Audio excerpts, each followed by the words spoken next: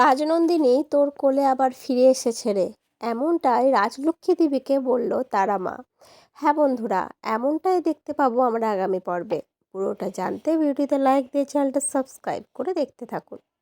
চিরদিনই তুমি যে আমার সিরিয়ালের আগামী পর্বে আমরা দেখতে পাবো অপর্ণা কিঙ্কর আর রোহিণীকে একসাথে কথা বলতে দেখে বুঝে যায় যে ওরা এমন কিছু একটা নিয়ে কথা বলছে যেটা খুবই গোপনীয় কিছু।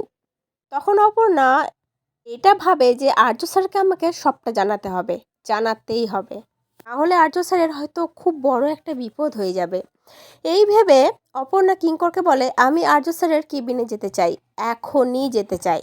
আর কিঙ্কর আর রোহিণী তো পুরো চমকে ওঠে অপর্ণার নাম শুনে। তারা ভাবে যে সত্যি সত্যি কি অপর্ণা তাদের কথাগুলো শুনে ফেললো, অপর্ণা কি তাদেরকে সন্দেহ করতে শুরু করলো। তাহলে তো আর্য স্যারকে সবটা বলে দেবে, তাহলে কি হবে। আর অন্যদিকে আমরা দেখতে পাই আর্য সিংহ রায়ের বাড়িতে আসে তারা মা আসলে রাজলক্ষ্মী দেবী আর তারা মা দুজনেই কথা বলতে থাকে।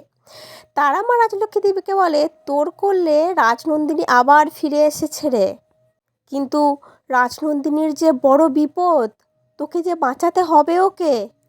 আর রাজলক্ষ্মী দেবী তারা আমার এরকম কথা শুনে কাঁদতে থাকে হাত জোর করে। আর এমন সময় মানুষই চলে আসে, এসে হঠাৎ করে জিজ্ঞেস করে, রাজনন্দিনীকে। আর মানসির এই প্রশ্নটা শুনে তো তারা মা আর রাজলক্ষ্মী দেবী দুজনেই পুরো অবাক হয়ে যায়, কারণ মানসি তো রাজনন্দিনীর ব্যাপারে কিচ্ছু জানে না। তো বন্ধুরা, এবার কি হবে? মানসির জোড়াজোড়ি থেকে রাজনন্দিনীর ব্যাপারটা রাজলক্ষ্মী দেবী সবটা বলে দেবে, আর ওইদিকে কি আর্য স্যারকে অপর্ণা তার সন্দেহের কথা কিঙ্কর আর রোহিণীকে নিয়ে সেটা কি বলতে পারবে? আদৌ কিঙ্কর আর্য স্যারের কাছে অপর্ণাকে পৌঁছতে দেবে তো? তোমাদের কি মনে হচ্ছে এসব ব্যাপারে অবশ্যই কমেন্ট করে জানিও। পরবর্তী আপডেট নিয়ে তাড়াতাড়ি আসি, সঙ্গে থেকো, সাথে থেকো, চ্যানেলটা সাবস্ক্রাইব করে দিও। ধন্যবাদ।